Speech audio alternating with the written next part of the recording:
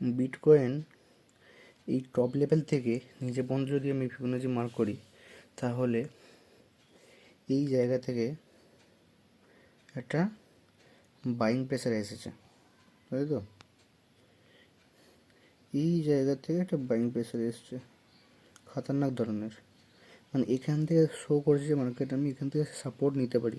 এখান থেকে রিটেস্ট হয়ে কতটা গেছে না 50% পর্যন্ত গেছে, গিয়ে ওখান থেকে আবার 50% সবসময় রেজিস্ট্যান্স হয়, সেখান থেকে মার্কেট কী করেছে, আবার ফল করেছে। কিন্তু এই জায়গাটা একটা ডব্লু প্যাটার্ন বা ডবল বটমের মতন দেখতে পাচ্ছি, তাই তো? তাহলে এখানে যদি 5 মিনিটে শিফট করি, দেখতে পাচ্ছি এখানে সাপোর্টে নিয়েছে, কিন্তু আদৌ কি এটা সাপোর্ট কিনা আমরা বুঝতে পারবো না। সেটা আইডেন্টিফাই যদি করতে চাই, এখানে দুটো অপশান আছে। এক হচ্ছে এখানে প্রাইস অ্যাকশন, এখানে যদি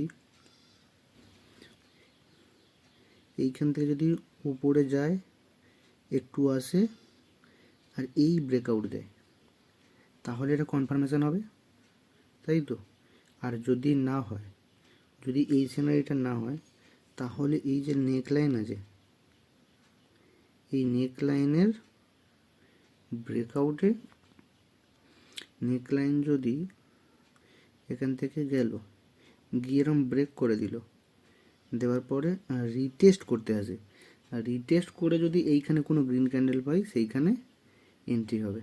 আর সেখানে টার্গেটটা অন্তত অ্যাটলিস্ট এইখানে তো টার্গেট থাকবেই, এটা ফার্স্ট টার্গেট হয়ে যাবে তখন, এই পয়েন্টটা তখন টার্গেট হয়ে যাবে।